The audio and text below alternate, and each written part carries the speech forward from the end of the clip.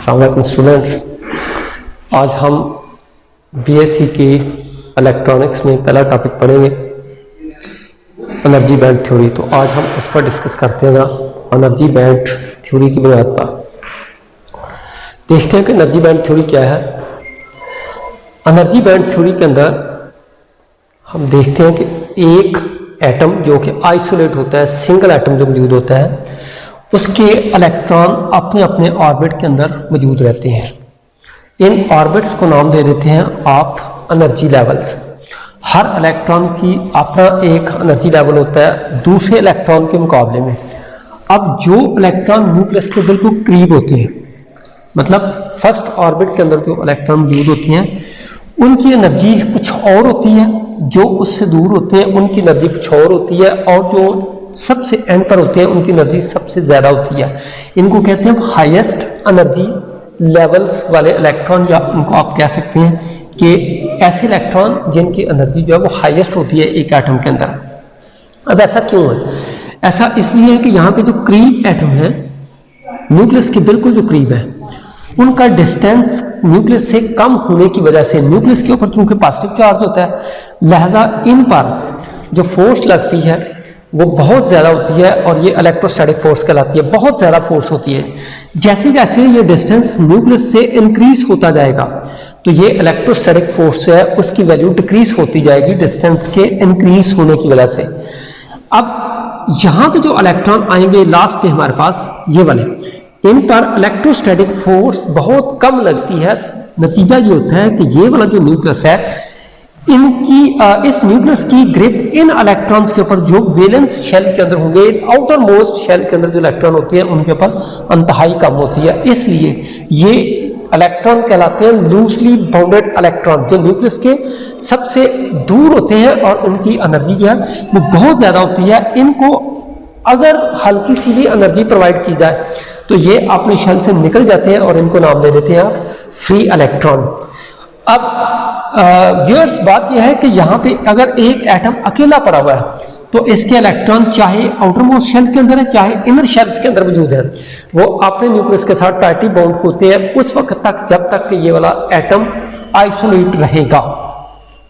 ये जो हमारे पास ऑर्बिट बनते हैं एक एटम के अंदर, इनको नाम दे देते हैं आप allowed energy levels. Allowed energy level, और हर एक इलेक्ट्रॉन का अपना एक अलाउड एनर्जी लेवल होता है।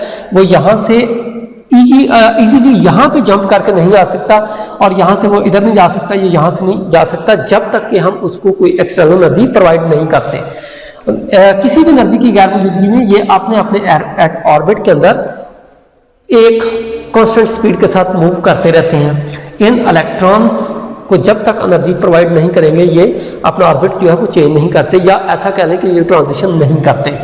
आउटर मोस्ट शेल को नाम दे देते हैं हम वैलेंस इलेक्ट्रॉन। ये मैंने एक जो सिंगल एटम दिया है ये सिलिकॉन एटम का। सिलिकॉन एटम के अंदर टोटल जो है वो 14 इलेक्ट्रॉन मौजूद होते हैं, और 14 इलेक्ट्रॉन की ये मैंने इलेक्ट्रॉनिक कन्फिग्रेशन बना दी है।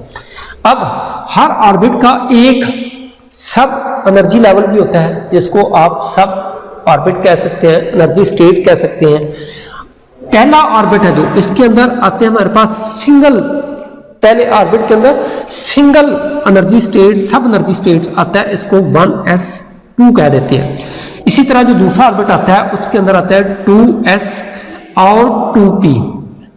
एस ऑर्बिट के अंदर मैक्सिमम जो इलेक्ट्रॉन है वो 2 आते हैं, और ये जो p ऑर्बिटल है जिसको सब एनर्जी स्टेट्स कहते हैं, इसके अंदर 6 आते हैं। तो ये दूसरा हमारे पास जो एनर्जी लेवल है उसके 2 सब एनर्जी स्टेट्स में, जिनको आप ऑर्बिटल्स भी कहते हैं और सब एनर्जी स्टेट्स का नाम भी देते हैं। इसी तरह जो ये टोटल हमारे पास जो है वो बन जाते हैं 10 इलेक्ट्रॉन। तो बाकी बचते हैं सिलिकॉन एटम के 4 इलेक्ट्रॉन। वो तीसरा जो हमारे पास ऑर्बिट आ रहा है, जो एनर्जी स्टेट आ रहे हैं, या एनर्जी लेवल आ रहा है, इसके लिए देखते हैं, इसमें आता है 3s, फिर 3p और 3d आ जाता है। इसमें आ जाएंगे 2 इलेक्ट्रॉन, बाकी बच गए 2 इलेक्ट्रॉन। तो ये जो d इसका सब एनर्जी स्टेट है ये बिल्कुल एम्प्टी होता है, सब एनर्जी स्टेट एम्प्टी होता है। तो ये तो वियर्ड बात होगी सिंगल एटम के लिए जो कि आइसोलेट पड़ा हुआ है।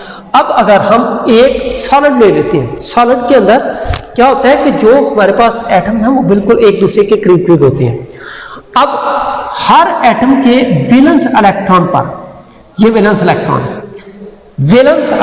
पर करीब वाला एटम भी फोर्स लगाता है, जिसका नतीजा ये होता है कि हर एटम का ये शेल या इनर शेल या कोई दूसरा शेल जो है वो स्प्लिट अप हो जाता है, और स्प्लिट अप होने के बाद एक बैंड बनाते हैं। इस बैंड को आप नाम दे देते हैं एनर्जी बैंड। एक अलाउड एनर्जी बैंड और दूसरे अलाउड एनर्जी बैंड के दरमियान एक गैप होता है जिसमें बहुत से लॉट ऑफ एनर्जी स्टेट्स मौजूद होते हैं, लेकिन उनमें कोई भी इलेक्ट्रॉन मौजूद नहीं होता। ये वो सब एनर्जी स्टेट्स हैं जिन्होंने मिलकर ये बैंड बनाया है, जिसके अंदर इलेक्ट्रॉन मौजूद होते हैं, लेकिन दरमियान में जो स्पेस है इसमें भी बहुत से एनर्जी स्टेट्स होते हैं जिनमें कोई इलेक्ट्रॉन मौजूद नहीं होता। इनको नाम दे देते हैं एनर्जी गैप, या इसको नाम दे देते हैं फॉरबिडन एनर्जी गैप या फॉरबिडन जोन भी कह सकते हैं आप लोग इसको। तो ये अगर बाहर वाला जो हमारे पास आउटर मोस्ट शेल है, जिसको वैलेंस शेल कहते हैं, अगर वो यहाँ पे स्प्लिट होता है तो उसका जो बैंड बनता है उसको नाम दे देते हैं वैलेंस बैंड। अगर अंदर वाला तो इसको नाम दे देते हैं फील्ड बैंड का नाम दे देते हैं, लेकिन यहाँ पे हम लोग सिर्फ दो बैंड का जिक्र करते हैं, एक वैलेंस बैंड है और दूसरा हमारे पास कनेक्शन बैंड है। अब व्यूअर्स यहाँ पर क्वेश्चन ये है कि ये वैलेंस बैंड जो है वो क्या होता है और कनेक्शन बैंड जो है वो क्या होता है। तो यहाँ पे देखते हैं जो आउटर मोस्ट हमारे पास एनर्जी स्टेट्स है, जिसको आप वैलेंस ऑर्बिट कहते हैं, वो जब स्प्लिट होता है तो उससे बढ़ने वाले ऑर्बिट, उससे बढ़ने वाले बैंड को नाम दे देते हैं वैलेंस बैंड, और उसके अंदर जो इलेक्ट्रॉन मौजूद होते हैं उनको नाम दे देते हैं वैलेंस इलेक्ट्रॉन, या फिर उसको वैलेंस बैंड इलेक्ट्रॉन का नाम भी दे देते हैं। इसी तरह इन इलेक्ट्रॉनों को जो वैलेंस बैंड के अंदर मौजूद होते हैं, इन इलेक्ट्रॉनों को फ्री इलेक्ट्रॉन का नाम भी देते हैं, और ये एक क्रिस्टल लेटिस के अंदर जो सॉलिड की लेते हैं वो एक एटम से दूसरे एटम में दूसरे से तीसरे, मतलब एटम टू एटम वो मूव करते हैं। किसी सिंगल एटम के साथ वो इस तरह बाउंड नहीं होते, क्योंकि हर एटम आउटर मोस्ट शेल के ऊपर जो इलेक्ट्रॉन मौजूद होते हैं उन पर फोर्स लगाता है, जिसके नतीजे में वो इलेक्ट्रॉन जो है आउटर मोस्ट ऑर्बिट के एनर्जी स्टेट के जो इलेक्ट्रॉन है वो यहाँ से निकल के एक एटम से दूसरे एटम में चले जाते हैं, दूसरे से तीसरे में, तीसरे से चौथे में, सो ऑन, इस तरह वो मूव करते जाते हैं। तो व्यूअर्स नतीजा ये होता है कि ये वाले इलेक्ट्रॉन जो आउटर मोस्ट एनर्जी स्टेट्स के अंदर मौजूद होते हैं, ये एक एटम की फोर्स के नतीजे में अपने वैलेंस ऑर्बिट से निकल जाते हैं, बाहर की तरफ निकल जाते हैं, और इनको नाम दे देते हैं फ्री इलेक्ट्रॉन। ये वाले जो इलेक्ट्रॉन मूव करते हैं जो एक एटम से दूसरे एटम को फ्री इलेक्ट्रॉन कहते हैं, और एक्चुअली यही इलेक्ट्रॉन होते हैं जो कि किसी भी मटेरियल की इलेक्ट्रिकल कंडक्टिविटी को शो करते हैं। एक एटम से दूसरे एटम में जाते हैं, और क्रिस्टल के अंदर, क्रिस्टल लेटिस के अंदर ये तमाम एटम्स में रैंडमली मूव करते रहते हैं, एक से दूसरे में, दूसरे से तीसरे में, सो ऑन। ये वाला जो वैलेंस बैंड है व्यूअर्स, ये वाला वैलेंस बैंड कंप्लीट एम्प्टी नहीं हो सकता, पार्शियली फिल्ड होता है। मतलब यह है कि इसके अंदर थोड़े बहुत इलेक्ट्रॉन मौजूद होते हैं। फिर यह है कि कंप्लीट फिल्ड भी हो सकता है। इसके एग्जांपल जो है इनर्ट गैसेस है, inert gases, valence noble gases इसको आप नाम दे देते हैं, उनके वैलेंस इलेक्ट्रॉन कंप्लीट फिल्ड होते हैं, उसमें लिहाजा वो किसी दूसरे एटम के साथ बॉन्ड बनाने की सलाहियत बहुत कम रखते हैं। बाकी तमाम के तमाम दूसरे जितने भी मटेरियल्स हैं उनके वैलेंस बैंड जो हमारे पास शेल है या ऑर्बिट्स है वो पार्शियली फिल्ड है, मुकम्मल फिल्ड नहीं है। तो इसी तरह ये वाला जो बैंड है वैलेंस बैंड, ये कभी भी एम्प्टी नहीं हो सकता, या तो पार्शियली फिल्ड होगा या कंप्लीट फिल्ड होगा, या फिर ये मुकम्मल तौर पर एम्प्टी नहीं हो सकता। तो स्टूडेंट्स ये वैलेंस बैंड से मुताल्लिक थोड़ी सी इंफॉर्मेशन थी जो मैंने आपको दे दी है। इसके बाद आ जाते हैं हमारे पास कनेक्शन बैंड। कनेक्शन बैंड के अंदर जितने भी इलेक्ट्रॉन्स होते हैं ये वैलेंस बैंड से जब निकलते हैं इलेक्ट्रॉन तो ये इस रीजन के अंदर चले जाते हैं जहां पर जाकर वो फ्री हो जाते हैं, मूव करते हैं, एक एटम से दूसरे में जाते हैं, दूसरे से तीसरे में जाते हैं। तो ये इलेक्ट्रॉन जब वैलेंस बैंड से बाहर निकलते हैं, वैलेंस शेल से बाहर निकलते हैं, तो इन इलेक्ट्रॉन्स को आप नाम दे देते हैं फ्री इलेक्ट्रॉन। और ये कौन से रीजन में जाते हैं? वैलेंस इलेक्ट्रॉन, वैलेंस बैंड के ऊपर जो हमारे पास बैंड यहाँ पर होता है ना, इसको नाम दे देते हैं आप कनेक्शन बैंड। और फ्री इलेक्ट्रॉन एक एटम से दूसरे एटम में जाने के लिए इसी बैंड को ही यूज करते हैं। पहला स्टेप इसका। दूसरा स्टेप ये है कि ये वाले इलेक्ट्रॉन जो वैलेंस कनेक्शन बैंड के अंदर होते हैं, ये रिस्पॉन्सिबल होते हैं एक मटेरियल की इलेक्ट्रिकल कनेक्टिविटी के बिहेवियर्स को। अगर एक मटेरियल के अंदर फ्री इलेक्ट्रॉन की तादाद बहुत ज़्यादा है तो इसका मतलब यह है कि वो बहुत अच्छा कंडक्टर होगा। अगर उसमें फ्री इलेक्ट्रॉनों की तादाद बहुत कम है तो इसका मतलब है कि वो इतना अच्छा कंडक्टर नहीं है। कंडक्टर है लेकिन इतना अच्छा कंडक्टर नहीं है। जिसमें फ्री इलेक्ट्रॉनों की तादाद ज़्यादा है वो एक बेहतर कंडक्टर है, फ्री इलेक्ट्रॉनों की तादाद कम है तो ये एक अच्छा कंडक्टर नहीं है। कंडक्टर लाजमी तौर पर मौजूद होता है।